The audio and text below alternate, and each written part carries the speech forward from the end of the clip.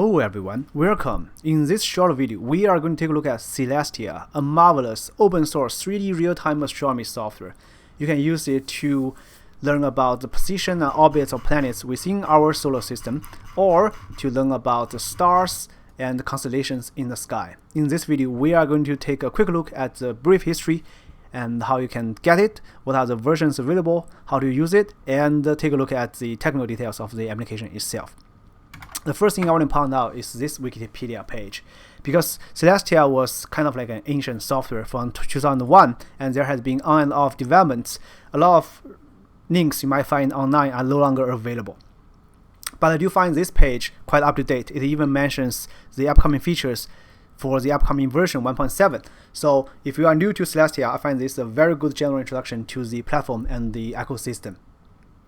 Now, when it comes to the available versions, there are 4 versions you should be aware of. The first one is available on the official website, celestia.project.space. The website used to be celestia.space, but now it has been celestia.project.space, just to so you are aware.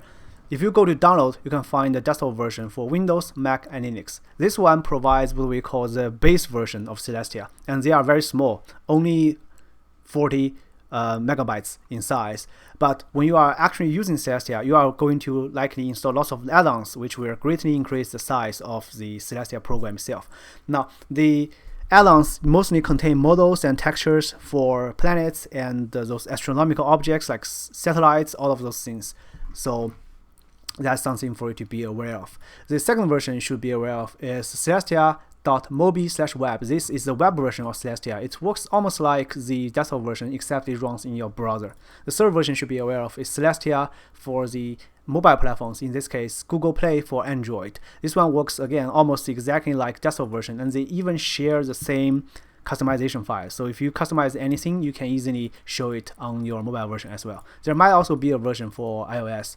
And then the fourth version you should be aware of is called Celestia Origin. Now this one is something I would call a completely different distribution compared to the base version, although it's built on the base version. This one contains a huge bunch of high resolution textures, additional star locations, and a bunch of built-in add-ons that make your experience a bit smoother. One of the notable add-ons is actually mentioned on the official website. If you go to Add-ons, Lua Tools, Lua Universal Tools. So the official website provides some introduction to this tool. As you can see, it provides a nice GUI, so you don't need to use keyboard to navigate. And it might be more friendly to beginners. However, the installation, instruction, and downloading both not work. So if you want to get Lua Tools, the best way is to simply install Celestia Origin. However, because this is a much larger distribution, even if you download the core version, it's already a few gigabytes. If you download additional resources, it's even much larger. So this one does have a trade-off of being much larger and might be more demanding on your system. So those are the few ways you can get Celestia and the versions available for it. Now, in order to learn Celestia, the first place you should go to is, of course, the documentation page. Unfortunately, most of the links here do not work very well. So you might not even be able to download those links. The place you might be able to download it is this ancient site, which is called celestiamotherlode.net, which was a website for the add-ons, for people to share their add-ons.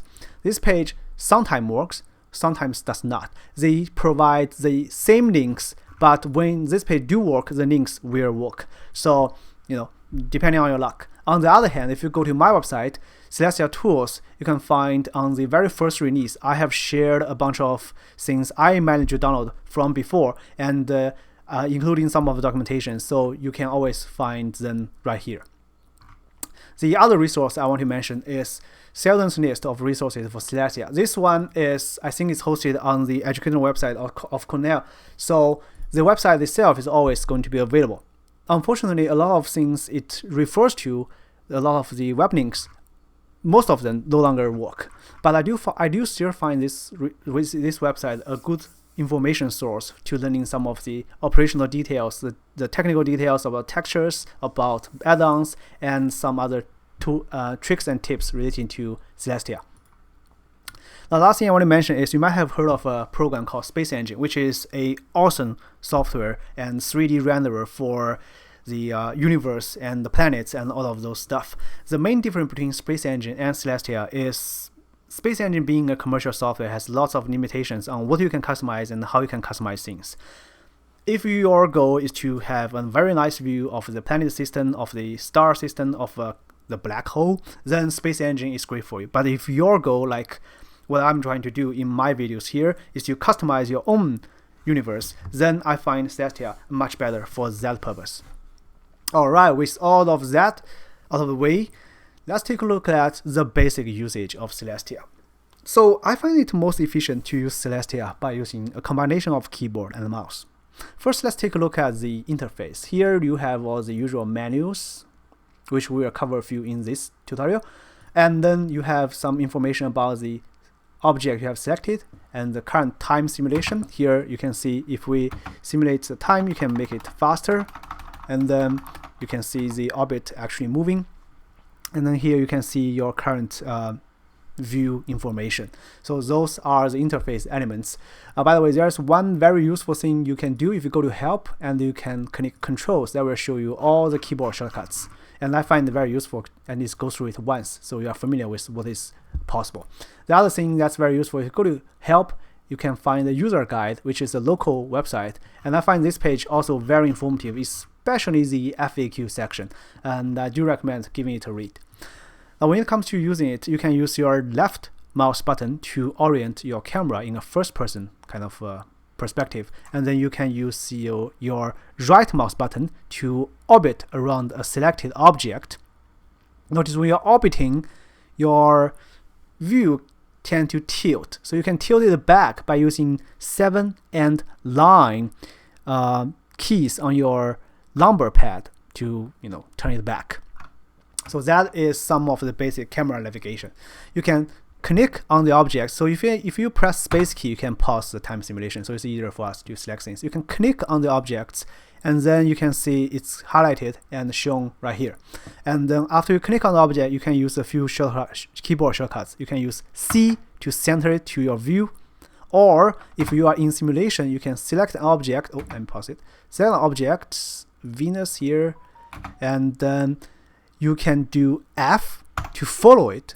So when you follow it, the position of the object will kind of get stuck on your screen. So everything else is moving relative to it. So if you see it first and then follow it, you can see the planet is always in the center of the screen, and everything else is kind of changing relative to it.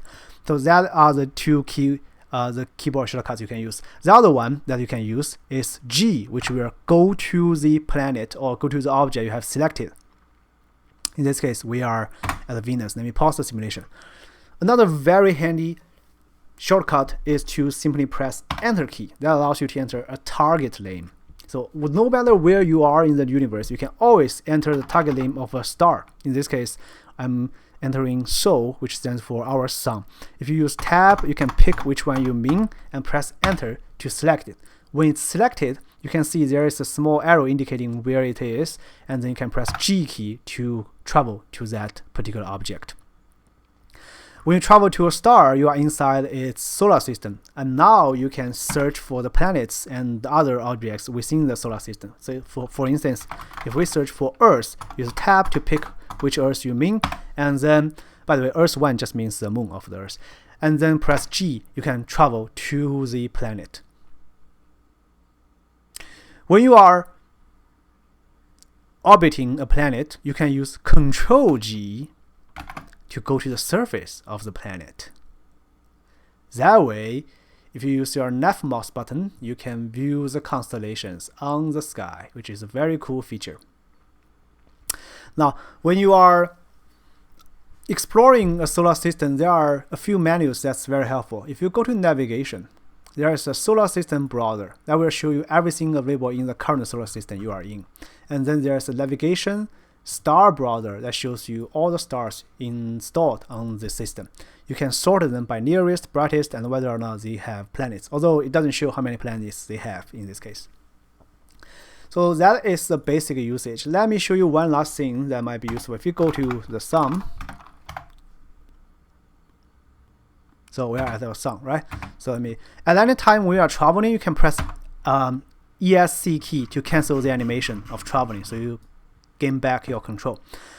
When you are first opening Celestia, you will not see all of those advanced visualizations. The way to toggle it on and off is go to Render, View Options, and here you can see you can toggle off orbits, markers, constellations, and a bunch of stuff. And that's how you decide which is visible and which is not visible. Now, there's one last cool feature I want to mention. If you go to View, you can spin it horizontally or spin it vertically. If you split it, now you have two viewports, and you can go to different locations in each viewport. Although I don't know what's wrong here. It looks like it's stuck here. Let me just center it. And okay, good. So you can have different stuff shown in different viewport, and that is very handy when you are exploring things. And I think this is also a very cool feature of Celestia. Okay, now we will talk much more about how to use it in other dedicated videos, but now let's look at the application folder. I find this one very exciting for people who are trying to tinker with the software, and that's a very nice thing about Celestia. It is highly customizable, as we will see in future videos. There are a few folders and file formats I want to bring to your attention. First of all, let's take a look at the general folder structure. You can find the Celestia executable right here. And then you can find a few folders: data, actuals, actual standards, and the models and textures. Those are the few folders you will become very, very familiar when you are customizing Celestia. Here, one of the interesting things here is celestia.cfg. This is a plain text file containing the configurations for Celestia. You can see all the stars, all the data is defined explicitly here inside the built-in data folder. The built-in data folder contains information of the location of the stars and the available solar system contents. So this is the solar system content. So those are all the things defined inside the data folder. There are a few file formats that you need to be aware of. First of all, it's a DAT format. DAT format comes in two flavors. One of them is plain text, like the one you see here. The other one, like the stars.date, the stars database is binary, so you cannot view it directly in a text editor. We'll talk about this format in a future video as well in greater detail. So, and then the other two formats you should be aware of is the STC, which stands for star catalog. So ST comes from ST, from the star. The star catalog defines the stars. And then there is the SSC format for objects within a solar system, like planets, asteroids, and space stations, and satellites, those kind of things. When you are defining any new object, there are a few ways you can approach it. You can modify an existing one if it has an ID, or you can define a new one. So in this case, if we take a look at solar system, so I think there is some near stars. Here you can see we are defining our sum as number 0. So that way you can define a new star. This way define a new star. There are two different ways you can define a star, either as a barycenter or as an actual star. Barycenter is the center that two stars may orbit around. So that's equivalent as a star in Celestia. Once you have defined the star, you can start to attach objects to it. For instance, if we find Earth, you can see you can also define locations available on Earth, and by using this syntax to refer to which object you are attaching this location to, and you can also modify existing entities. So anyway, we'll talk more about those formats, but for now, just be aware those are two different main formats to define stars and solar system objects. The other formats you should be aware of are the cell format. Cell format is essentially like a batch script. Those are the commands.